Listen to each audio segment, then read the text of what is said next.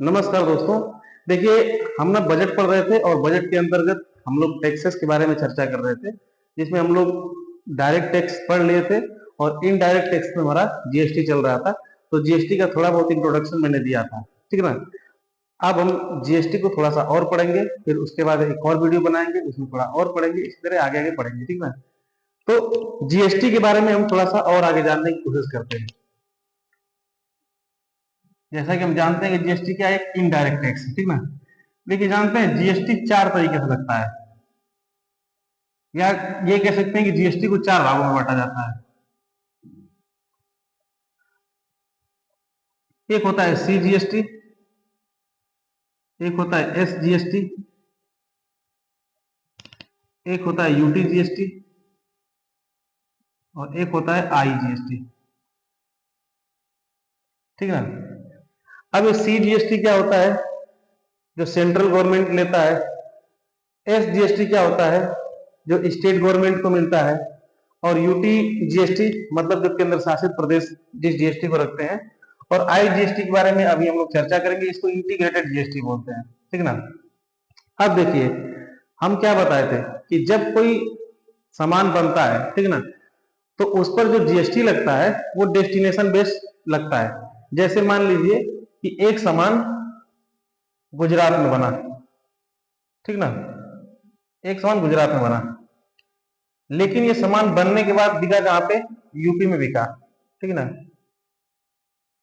मान लीजिए सामान की जो कीमत थी वो 1000 रुपए थी, ठीक है ना, और इस पर 18% जीएसटी लगा। तो जैसा कि आप जानते हैं कि 18% जीएसटी है, तो इसमें सी जीएसटी कितना होता है, 9%, यानी आधा आधा हिस्सा होता है। और एस जीएसटी कितना होता है, 9%, ठीक ना।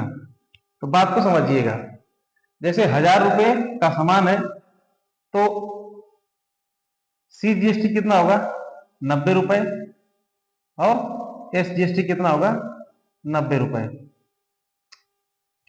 सी जीएसटी तो सीधे सीधे केंद्र सरकार ले लेगा। भारत में सामान कहीं भी बिके, जो उस पर सी जीएसटी लगता है वो सीधे सीधे कौन ले लेता है, केंद्र सरकार ले लेता है, ठीक ना। सीधे सीधे कौन ले लेता है, केंद्र सरकार ले लेता है। अब जो एस जीएसटी है, एस जीएसटी, तो ये 90 रुपया है, ये देखा जाएगा कि सामान बिका कहां, तो सामान कहां बिका, यूपी में बिका। तो ये जो एस जीएसटी है वो किसको मिलेगा, यूपी गवर्नमेंट को मिलेगा, ठीक ना। इसका मतलब क्या हुआ कि अगर कोई सामान जहां बनता है उस राज्य को स्टेट जीएसटी नहीं मिलता है, मिलता किसको है, जहां पे वो सामान बिकता है, ठीक है ना। कोई भी सामान जहां बिकेगा वहीं उसी राज्य सरकार को जीएसटी मिलेगा। इसका मतलब क्या हुआ कि जो जीएसटी हमारा है वो डेस्टिनेशन बेस्ड टैक्स है, मतलब कि जहां पे हमारा सामान बिक रहा है वहीं पे उस राज्य सरकार को जीएसटी मिलेगा, ठीक है ना। अब बात को हम सब समझते हैं। फिर गुजरात सरकार को क्या मिला, गुजरात सरकार को तो फिर कुछ नहीं मिला। तो गुजरात सरकार को नौकरी मिला, वहां के लोगों को उस प्रोडक्ट को बनाने में जो प्रॉफिट हुआ वो गुजरात के लोगों को मिला, ठीक ना। अब इससे क्या होता है ना कि जैसे पहले क्या होता था कि अलग अलग राज्यों में एक्साइज टैक्स अलग अलग होता था, मतलब जो उत्पादन शुल्क होता था वो अलग अलग होता था। तो जैसे हम बिहार का एग्जाम्पल लें, तो बिहार में एक्साइज टैक्स ज्यादा था। क्यों, क्योंकि वहां सरकार के पास पैसा कमाने का और स्रोत नहीं था, तो वो क्या करता था कि तमाम सामानों पे, वस्तुओं पे एक्साइज टैक्स लगाता था, यानी उत्पादन शुल्क। तो कंपनियां क्या करती थी कि गुजरात में कोई सामान बना लेती थी और उस सामान को ले जाके बिहार में, यूपी में बेच देती थी, ठीक ना। तो इससे यूपी बिहार में फैक्ट्री कम लगते थे। अब क्या है कि चाहे आप गुजरात में सामान बनाओ, चाहे आप यूपी में सामान बनाओ, चाहे आप बिहार में सामान बनाओ, उससे मतलब नहीं है। जहां पे आप बेचोगे वहां के स्टेट गवर्नमेंट को आपको एसजीएसटी देना पड़ेगा। तो बात को समझिए, अब यहाँ पे कोई कंपनी सामान बनाती है गुजरात में और ला के अगर वो यूपी में बेचती है, तो उसको रास्ते का ट्रांसपोर्ट खर्च देना पड़ेगा ना, ट्रांसपोर्ट खर्च देना पड़ेगा। इससे अच्छा क्या है कि कंपनी यूपी में ही फैक्ट्री लगाए और यूपी में ही सामान बेच दे, ठीक ना। इससे कंपनी का जो ट्रांसपोर्ट खर्च है वो बच जाएगा, ठीक ना। पहले क्या होता था कि यहाँ पे एक्साइज टैक्स कम लग रहा है तो यहाँ पे सामान बना लिए और थोड़ा बहुत किराया लग रहा है ना, ले जाके हम यूपी में बिहार में सामान बेच दिए, ठीक ना। तो बताइए जीएसटी कैसे खराब हुआ? जीएसटी बढ़िया हुआ ना कि अब बिहार में भी कंपनियां खुलने लग गई, यूपी में भी कंपनियां खुलने लग गई, तो कंपनी के खुलने का एक माहौल मिला। अब कंपनी गुजरात में सामान बना के यहाँ पे लाके बेचेगी तो कंपनी को तो घाटा ही होगा, क्योंकि भाई उसको ट्रांसपोर्ट खर्च देना पड़ेगा बीच बीच में लाके। अब बात को जरा समझिए, ठीक ना, थोड़ा सा वो आगे बढ़ते हैं।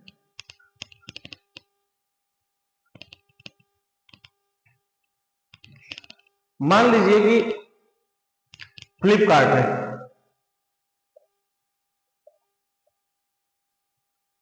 फ्लिपकार्ट पे अच्छा समझ मिलेगा, जैसे एक एग्जाम्पल भर लेके चलते हैं। फ्लिपकार्ट समझ मिलेगा, देखिए मान लीजिए कि कोई यूपी की कंपनी है, ऑनलाइन कंपनी है, कोई कोचिंग संस्था ही मान लेते हैं, कोई यूपी की कोचिंग संस्था है, ठीक ना। ये ऑनलाइन कोचिंग संस्था है, ऑनलाइन कोचिंग संस्था। यहाँ पे बिहार के बच्चे भी एडमिशन ले रहे हैं, मध्य प्रदेश के बच्चे भी एडमिशन ले रहे हैं, ठीक ना। झारखंड के बच्चे, केरल के बच्चे, अंडमान निकोबार के बच्चे, हर जगह के बच्चे एडमिशन ले रहे हैं। तो अब ये मान लीजिए कि कोचिंग का एडमिशन फीस कितना है, 100 रुपया है, और अलग अलग जगह के बच्चे यहाँ पे एडमिशन ले रहे हैं। तो ये क्या करेंगे, ये अलग अलग CGST और SGST नहीं देंगे, ये एक ही साथ क्या कर देंगे, IGST दे देंगे कोचिंग को, ठीक ना। ये कोचिंग 100 रुपये फीस लगा और 18% क्योंकि एजुकेशन पे GST लगता है, तो 118 रुपये ले लिया। इसमें से 100 रुपये क्या हुआ, कोचिंग का फीस हुआ, और 18 रुपये क्या हुआ, ये हुआ IGST। तो ये जो 18 रुपया है ना, ये सीधे सीधे तौर पे GST ऑफिस में चला जाएगा IGST के रूप में। किस GST के रूप में, IGST के रूप में। अब जितना IGST आया रहेगा, मान लीजिए कि 18 रुपया IGST आया है, ठीक ना, तो सीधे तौर पे 9 रुपया तो GST ऑफिस सेंट्रल गवर्नमेंट को दे देगा कि भाई ये तुम्हारा हिस्सा ले लो, CGST के रूप में सेंट्रल गवर्नमेंट को दे देगा। अब बाकी जो 9 रुपया बचा, अब आप देख सकते हैं कि अगर बिहार का बच्चा एडमिशन ले रहा है तो ये सामान कहाँ बिका, बिहार में बिका। MP का बच्चा एडमिशन ले रहा है तो MP में बिका, झारखंड का बच्चा ले रहा है तो झारखंड में बिका। लेकिन ऑनलाइन में क्या होता है कि भाई अब GST ऑफिस कहाँ कहाँ पता करने जाएगा कि कहाँ कहाँ के बच्चे एडमिशन लिए हैं, तो अब GST ऑफिस ये देखता है कि कोचिंग सेंटर कहाँ का है, ठीक है ना। तो कोचिंग सेंटर कहाँ का है, यूपी का है, या जो ऑनलाइन मार्केट है उसका हेड ऑफिस कहाँ है, यूपी में है, तो ये 9 रुपये उठा के क्या करेगा, यूपी गवर्नमेंट को दे देगा। बात को ध्यान दीजिए, अगर वही ऑफलाइन एडमिशन आते बच्चे लेने आते तो फिर यूपी गवर्नमेंट को डायरेक्टली मिल जाता, लेकिन अगर ऑनलाइन बच्चे भी लेने आ रहे हैं ना तो यूपी गवर्नमेंट को ही मिलेगा, ठीक ना। बात को समझिएगा, यानी ऑनलाइन अगर खरीदारी होती है तो उसमें डेस्टिनेशन बेस्ड टैक्स नहीं लगता है, उसमें यह देखा जाता है कि कंपनी कहाँ की है, कंपनी कहाँ की रन कर रही है, उस हिसाब से। अब बात को जरा समझिए, अगर यूपी गवर्नमेंट माहौल दे दे सारी कंपनियों को, जितनी भी ऑनलाइन कंपनी है, फ्लिपकार्ट है, अमेजन है, कि भाई आओ और भारत में जो हेड ऑफिस आप खोल के रखे हो वो हमारी यूपी में खोल लो, तो अगर हेड ऑफिस यूपी में खुलेगा तो IGST जो मिलेगा उसमें से आधा तो सीधे सीधे तौर पे किसको मिल जाएगा, यूपी गवर्नमेंट को मिल जाएगा, ठीक ना। इसीलिए नोएडा में आप देखेंगे ना कि कंपनी को खोलने का एक माहौल दिया जा रहा है। नोएडा में कई सारी कंपनियां खुल रही हैं, कंपनी के हेड ऑफिस खुल रहे हैं, ठीक ना, क्योंकि अब देखा जाएगा कि हेड ऑफिस जहां पे है, कंपनी जहां से रन हो रही है, वहीं की गवर्नमेंट को SGST जो मतलब इस IGST में से आधा हिस्सा निकाल के दे दिया जाएगा, ठीक है ना। अब मान लीजिए कोई सामान बना,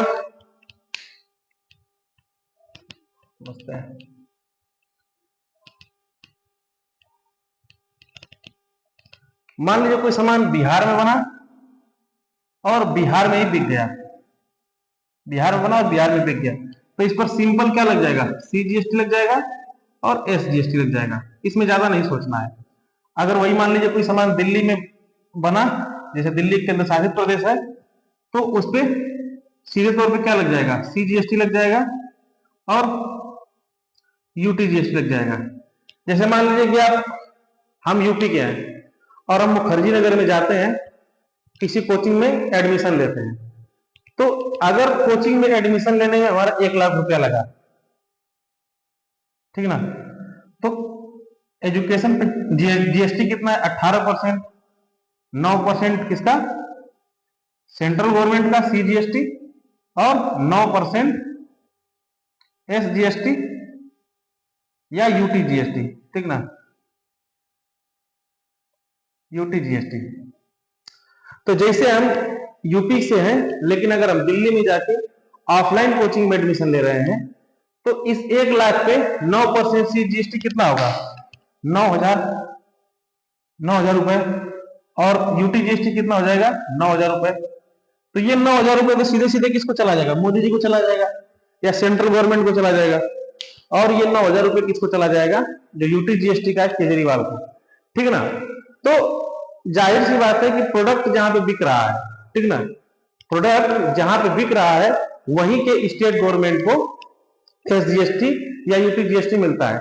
लेकिन ऑनलाइन में प्रोडक्ट जहां बिक रहा है वहां के स्टेट गवर्नमेंट को UTGST नहीं मिलता या SGST नहीं मिलता, बल्कि जहां की कंपनी है, जहां कंपनी का हेड ऑफिस है, उस राज्य सरकार को UTGST मिलता है। एक बार हम फिर से समझा दे रहे हैं, अगर कंफ्यूजन हुआ होगा तो। देखिए, अगर कोई ऑफलाइन सामान है तो भले वो बिहार में बना, ठीक ना, लेकिन ये देखा जाएगा कि अगर MP में बिक रहा है, ठीक ना, तो CGST तो किसको मिल जाएगा, सेंट्रल गवर्नमेंट को, लेकिन SGST किसको मिलेगा, ये MP गवर्नमेंट को ही मिलेगा, ठीक ना। क्यों, क्योंकि सामान बिका कहां पे, मध्य प्रदेश में। लेकिन मान लेते हैं कोई बिहार की कोचिंग संस्था है ऑनलाइन, और MP का एक लड़का क्लास खरीदा बिहार के किसी कोचिंग संस्था से, तो CGST तो सेंट्रल गवर्नमेंट को मिल जाएगा, लेकिन जो SGST है वो किसको मिलेगा, वो MP के गवर्नमेंट को नहीं मिलेगा, ये मिलेगा बिहार गवर्नमेंट को। क्यों, क्योंकि ये ऑनलाइन कोचिंग है, तो पता नहीं कहां कहां के बच्चे एडमिशन लिए हैं, तो GST आपको उतना पता नहीं करने जाता है, वो सीधा SGST उठा के उस स्टेट गवर्नमेंट को दे देता है जहां से वो कंपनी बिलोंग करती है, ठीक ना। तो आई होप कि आप लोगों को ये CGST, SGST, UTGST और IGST समझ में आ गया होगा। Full form central GST, state GST मतलब central good service tax, good and service tax, और state good and service tax, इसी तरह union territory good and service tax और integrated good and service tax. अब थोड़ा सा GST के बारे में समझते हैं। जैसे मान लीजिए ना कि जो GST जमा करना होता है ना, वो प्रत्येक महीने जमा करना होता है, प्रत्येक महीने। ये कई बार क्वेश्चन आता है, प्रत्येक महीना GST जमा करना होता है। हर राज्य का GST जमा करने का तारीख अलग अलग होता है, ठीक ना। जैसे मान लीजिए किसी का 20 तारीख है, किसी का 15 तारीख है, लेकिन अधिकतम 24 तारीख के पहले पहले आपको GST, मतलब कोई भी राज्य 24 तारीख से बाद का डेट निर्धारित नहीं कर सकता, ठीक ना। हर महीने में 24 तारीख को, 24 तारीख या उससे पहले GST जमा कर देना होता है, ठीक ना। लेकिन एक रोचक बात यह है कि उस महीने की 10 तारीख को आपको यह बता देना है कि आप सरकार को कितना GST देने वाले हो, ठीक ना।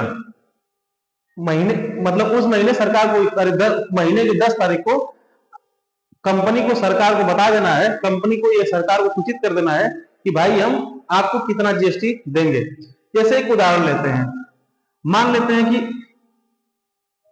2,000 रुपए का कोई सामान एक कंपनी बेच रहा है, ठीक ना, पूरे साल मिला, पूरे महीने मिला के कंपनी ने 2,000 रुपए का सामान बेचा, और इस पर कंपनी को कितना GST देना है, 18%।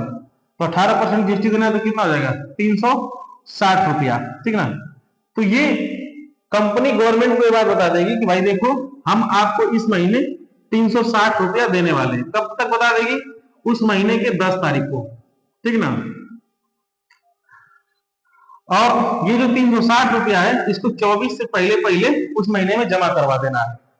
इसके साथ ही साथ मान लीजिए कंपनी ने टोटल जो बिजनेस किया वो 2000 रुपए का किया, और इसमें से 500 रुपए का कहीं से एसी खरीद लिया, ठीक है ना, एसी खरीद लिया कंपनी ने, और एसी पर कंपनी ने कितना टैक्स दे दिया, जीएसटी दे दिया 28%।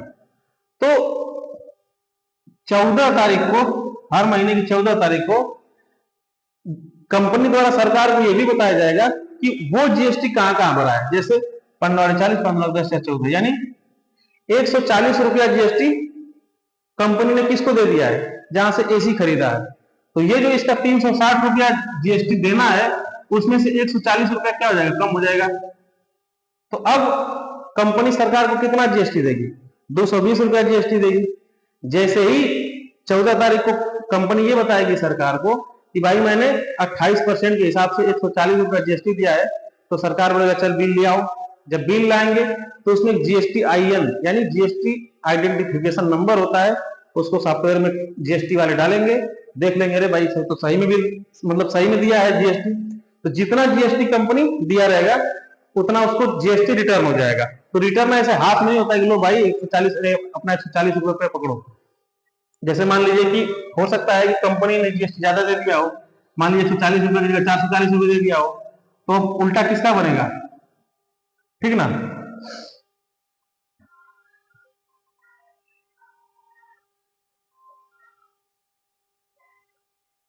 मान लीजिए 80 रुपये, सॉरी 80 रुपया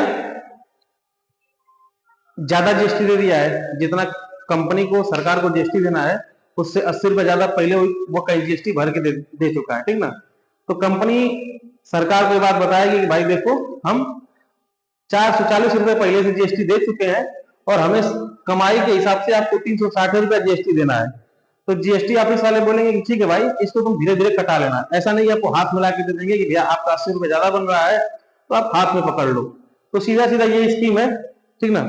इसको हम एक बार थोड़ा सा गाँव हो गया, थोड़ा सा इसको ठीक से समझते हैं। जैसे मान लीजिए कोई कंपनी है, उसको जीएसटी देना है, तो वो 10 तारीख को बता देंगे कि हम कितना जीएसटी देंगे।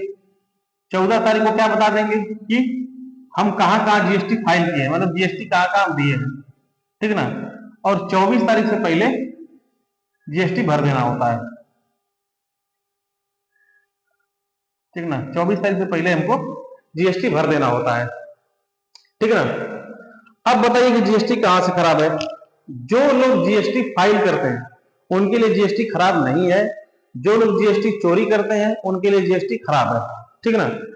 बात को समझते हैं। जैसे मान लीजिए कि कंपनी 2000 का कोई सामान खरीदा, उस पर 18% उसको, मतलब सॉरी कंपनी ने साल भर में, माने सॉरी महीने भर में 2000 रुपए की आमदनी की। मान लीजिए कोई एजुकेशन कंपनी, कोचिंग सेंटर है, वो 2000 रुपये एक महीना में कमाई है, मैंने 2000 रुपये का एडमिशन लिया बच्चों का, ठीक ना। तो इस पर इसको 18% जीएसटी देना है, तो कितना बनेगा, 360 रुपया, ठीक है ना। 360 रुपये जीएसटी, अरे मतलब कि बनेगा। लेकिन मान लीजिए कि कोई पहले से ही कंपनी ने किसी इक्विपमेंट को खरीदने, मान लीजिए कि कंपनी ने या कोचिंग ने एसी खरीदा, उस पर 440 रुपए का जीएसटी पहले से दे दिया है, ठीक ना। तो इसका मतलब कि जितना कंपनी को सरकार को जीएसटी देना है उससे पहले से ही कंपनी जीएसटी किसी दुकानदार को या किसी कंपनी को दे चुका है, ठीक ना। तो ये जो 80 रुपया जीएसटी रहेगा, ये गवर्नमेंट किसको रिटर्न करेगा, जो कोचिंग का मालिक है या कंपनी का मालिक है, जो कंपनी का खाता है उसमें रिटर्न करेगा। लेकिन ये रिटर्न अकाउंट में क्रेडिट करके नहीं करेगा, बोलेगा भाई हर महीने तुम दे देके कटा लेना, या हर महीने इतना कम दे देना, या अगले महीने जो भी देना इतना कम दे देना, ताकि तुम अपना 80 रुपये मेंटेन कर पाओ, ठीक ना।